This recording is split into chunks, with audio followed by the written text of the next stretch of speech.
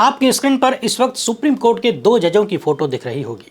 एक है justice KV. Viswanathan और दूसरी है जस्टिस बी.वी. नागरत्ना, जो कि आने वाले वक्त में भारत की चीफ जस्टिस भी बनने वाली हैं। दरअसल आज इनकी बेंच ने एक फैसला दिया और फैसले में दोनों जज अलग अलग बात करते हुए नजर आए।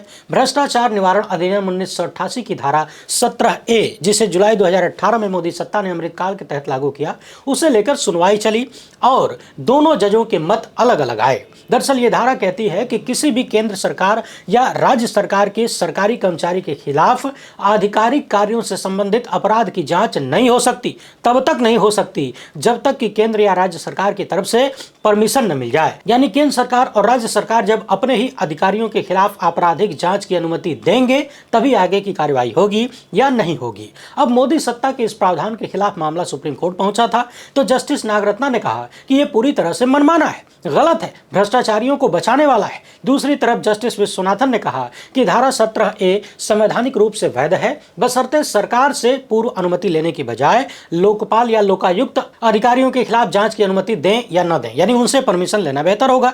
यानी एक जज का कहना है कि सरकार का यह नियम ठीक नहीं और दूसरे जज का कहना है कि सरकार की बजाय लोकपाल या लोकायुक्त के हाथों में पावर दे दी जाए, यानी बीच का रास्ता दिखा रहे हैं। मगर सवाल यह है कि ये जो बीच का रास्ता नजर आ रहा है, क्या वो सच में बीच का रास्ता है या फिर कान को इधर से पकड़ने की बजाय हाथ घुमाकर पकड़ा जा रहा है? हालांकि अब ये मामला सुप्रीम कोर्ट की बड़ी बेंच में जाएगा, मगर फिर भी जो हुआ है उसको तो समझ लिया जाए। जस्टिस नागरत्ना के बारे में हमने कई बार देखा है, लोकतंत्र और संविधान सम्मत फैसले, आदेश और बातें करते हुए, मोदी सत्ता को झटका देते हुए, मगर जिन्होंने बीच का रास्ता कथित रूप से दिखाया है, जरा सी जानकारी उनके बारे में भी लेनी जरूरी है। साथ ही साथ ये भी देखेंगे कि जिस लोकपाल और लोकायुक्त को सुप्रीम कोर्ट के जज सरकार से अलग निष्पक्ष संस्थान के रूप में दिखाना चाहते हैं, बताना चाहते हैं, अमृतकाल में वे कितने निष्पक्ष हैं और लोकपाल के पद पर बैठे हुए जो व्यक्ति हैं आज की तारीख में, उन्हें कितना निष्पक्ष माना जाए मोदी सत्ता को लेकर, भाजपाई सिस्टम को लेकर। इसके साथ ही दोनों जजों का मत भी विस्तार से समझेंगे और वीडियो के आखिर में देखिएगा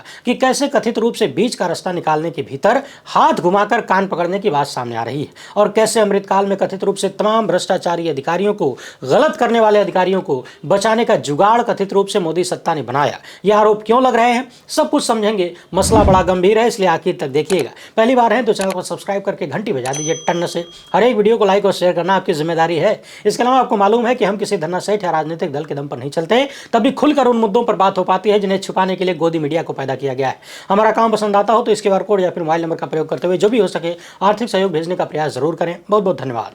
आसान भाषा में कहें तो साल 2018 में मोदी सत्ता के दौरान भ्रष्टाचार निवारण अधिनियम 1988 में संशोधन करके धारा 17A के भीतर कुछ बातें लिखी गई और ये बातें विवाद का कारण बन गई, क्योंकि धारा 17A कहती है कि किसी सरकारी अधिकारी ने अगर अपने आधिकारिक काम के दौरान कोई फैसला या सिफारिश की हो तो उसके खिलाफ जांच या पूछताछ या FIR बिना सरकार की पूर्व अनुमति के नहीं हो सकती। यानी अपने पद पर रहते हुए आधिकारिक काम में कोई अधिकारी चाहे जितना बड़ा कांड कर दे, चाहे जितनी बड़ी गलती कर दे, किसी सेठ को लाभ पहुंचा दे, देश का नुकसान कर दे, जनता के अधिकारों को लूट ले, गलत कर दे, लेकिन जब तक सरकार अनुमति नहीं देगी उस अधिकारी के खिलाफ न तो जांच हो सकती है, न पूछताछ हो सकती है, न FIR हो सकती है। अब आप तो जानते हैं कि सरकारी अधिकारी यानी सरकार का आदमी, आसान भाषा में कहें तो इसका रिजल्ट यही हो सकता है कि अगर सरकारी अधिकारी सरकार के कहने पर यानी सरकार में शामिल लोगों के इशारे पर डांस करता रहे, चाहे जितना गलत कर दे उनके लाभ के लिए, सरकार उस अधिकारी के खिलाफ कभी कोई जांच होने नहीं देगी, जांच की अनुमति ही नहीं देगी, तो जांच होगी कहां से? अधिकारी काम करते हैं सरकार के अंडर,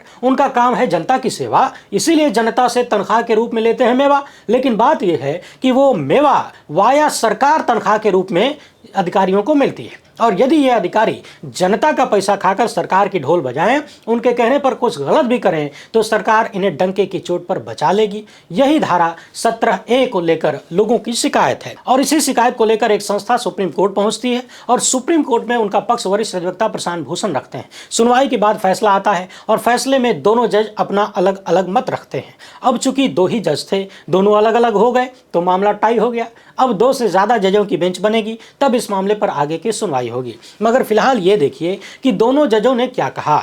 जस्टिस नागरत्ना ने कहा कि ये प्रावधान भ्रष्ट लोगों को संरक्षण देने का एक प्रयास है।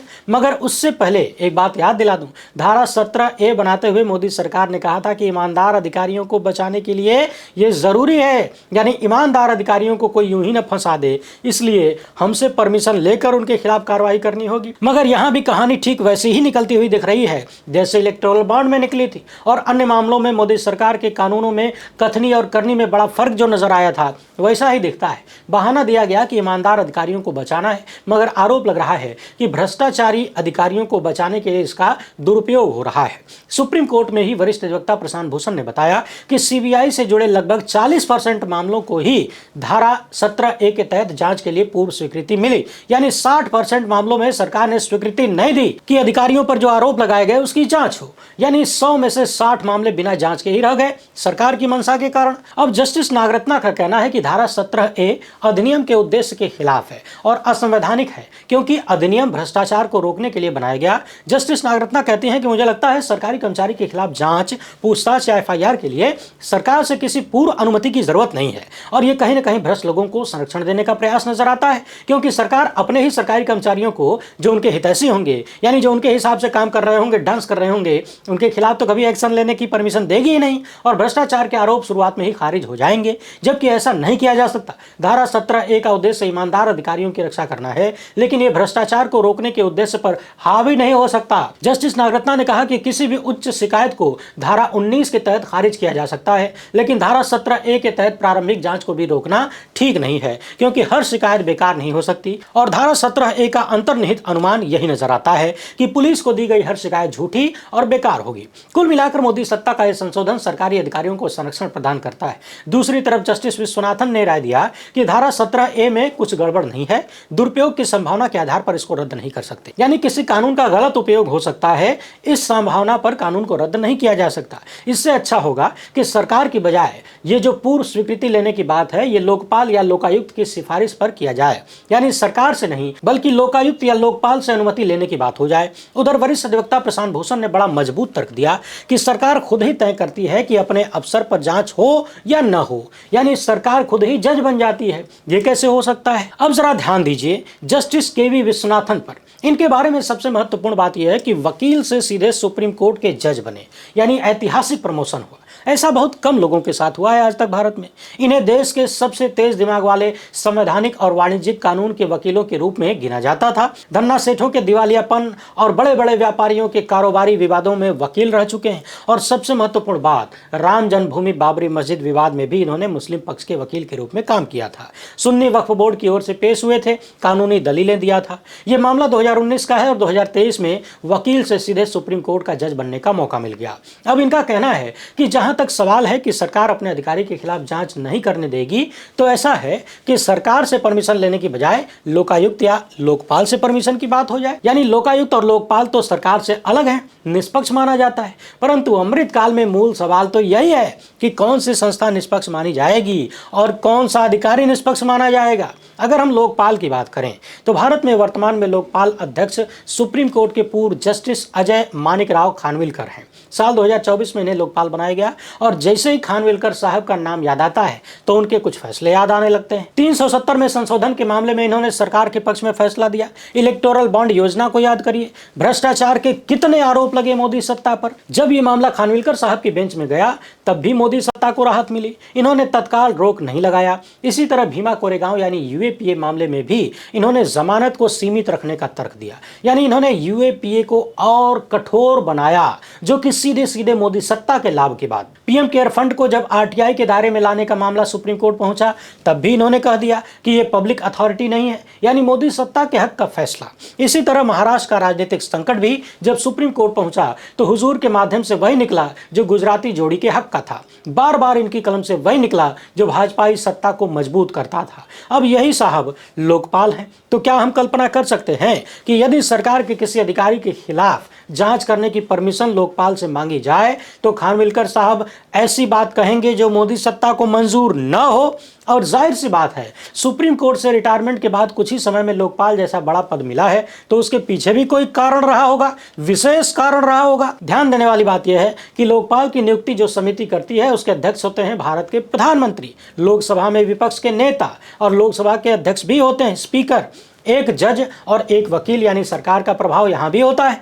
चयन में ये लोग होते हैं, शायद तभी तो खानविलकर साहब चुने गए। और जब सुप्रीम कोर्ट में रहते हुए उन पर मोदी सत्ता को बार बार खुश करने के आरोप लगे तो लोकपाल के पद पर बैठकर क्या वो मोदी सत्ता के इच्छा के विरुद्ध किसी अधिकारी के खिलाफ जांच के आदेश दे सकते हैं, अनुमति दे सकते हैं? ये सब सवाल है। आपको कहीं जवाब मिले तो बताइएगा। ऐसा ही मामला राज्यों के लोकायुक्तों का है। अलग अलग राज्य में थोड़ा बहुत अलग हो सकता है, लेकिन है वही। अमृतकाल में तमाम तथाकथित स्वतंत्र संस्थाएं सरकारी सिस्टम के दायरे में आते हुए नजर आती हैं। निष्पक्षता और स्वायत्तता सवालों के घेरे में है। तो कुल मिलाकर जस्टिस विश्वनाथन ने जो तर्क दिया है, यानी जिससे लोग बीच का रास्ता कह रहे हैं, क्या वो बीच का रास्ता नजर आता है? इनका कहना है कि अधिकारी के खिलाफ जांच हो कि नहीं, इसकी पूर्व अनुमति सरकार की बजाय लोकपाल या लोकायुक्त से ले ली जाए। मगर सवाल यह है कि क्या वो पूर्व अनुमति लोकायुक्त या लोकपाल की होगी या फिर वाया लोकायुक्त या लोकपाल सरकार की होगी? सवाल यह भी है कि बार बार हर मामले में मोदी सत्ता को अधिकारियों को बचाव की गारंटी की जरूरत क्यों पड़ती है? चुनाव आयोग के अधिकारियों को भी कानून बनाकर बचाया गया कि उनके खिलाफ कोई कार्रवाई नहीं हो सकती, जांच नहीं हो सकती। क्या यह अधिकारियों को इस बात की गारंटी है कि तुम हमारी बात मानते रहो, हमारे कहने पे डांस करते रहो, तुम्हारा कोई बाल भी बांका नहीं कर सकता? हालांकि अगर कानून बनाकर किसी का ऐसा बचाव किया जा सकता है तो दूसरा कानून बनाकर इस बचाव को रोका भी जा सकता है। तभी तो राहुल गांधी कहते हैं कि जो अधिकारी चुनाव में गड़बड़ी कर रहे हैं कान खोलकर सुन लें, वो बचेंगे नहीं, कोई बचा नहीं पाएगा। बाकी मोदी सत्ता के बनाए कई कानूनों में उनके नाम और काम में कितना फर्क है, बताए गए लक्ष्य और साधे गए निशाने में कितना फर्क है, ये हमने बार बार देखा है। आप किसी कानून से लेकर इलेक्टोरल बॉन्ड तक को उदाहरणों में शामिल कर सकते हैं। पारदर्शिता के नाम पर इलेक्टोरल बॉन्ड का सिस्टम लाया गया और पता चला कि भ्रष्टाचार का सारा ठिकाना वहीं बन गया। दुनिया भर की जितनी अपारदर्शिता हो सकती थी सब उसमें कथित रूप से शामिल हो गई। खुद सुप्रीम कोर्ट ने उसे अवैध करार दिया। हालांकि उसी सुप्रीम कोर्ट ने अवैध काम करने वालों को बचाया भी। वैसे आप इस मामले पर क्या सोचते हैं? क्या ईमानदार अधिकारियों को बचाने के नाम पर जो कानून बनाया गया है उसका असल लक्ष्य सत्ता के अधिकारियों को बचाना है ताकि उन पर कोई भ्रष्टाचार संबंधी या आधिकारिक कार्य में गड़बड़ी करने का आरोप लगे तो जांच न हो, वो सुरक्षित रहें? क्या जस्टिस नागरत्ना की बात आपको सही समझ में आती है या फिर लगता है कि जस्टिस विश्वनाथन का तर्क ठीक था? सरकार से स्वीकृति नहीं बल्कि लोकपाल या लोकायुक्त से स्वीकृति ली जाए, और यदि लोकायुक्त से स्वीकृति ली जाएगी तो क्या वो सरकार से अलग होगी या फिर डायरेक्ट कान पकड़ने की बजाय हाथ घुमाकर पकड़ने वाला खेल हो जाएगा? बाकी इस मामले पर चीफ जस्टिस सूर्यकांत नई बेंच बनाएंगे, सुनवाई होगी, इंतजार करते रहिए। 2018 में यह व्यवस्था मोदी सत्ता ने बनाया, 2026 चल रहा है, 7-8 साल हो गए। इंतजार करिए कब तक फाइनल हो पाता है। यही अमृतकाल है और यही अमृतकाल की न्यायपालिका है। अपनी राय कमेंट बॉक्स में जरूर लिखिएगा। पहली बार है तो चैनल को सब्सक्राइब कर लीजिए। हमसे जुड़ने के लिए बहुत बहुत धन्यवाद। जय हिंद।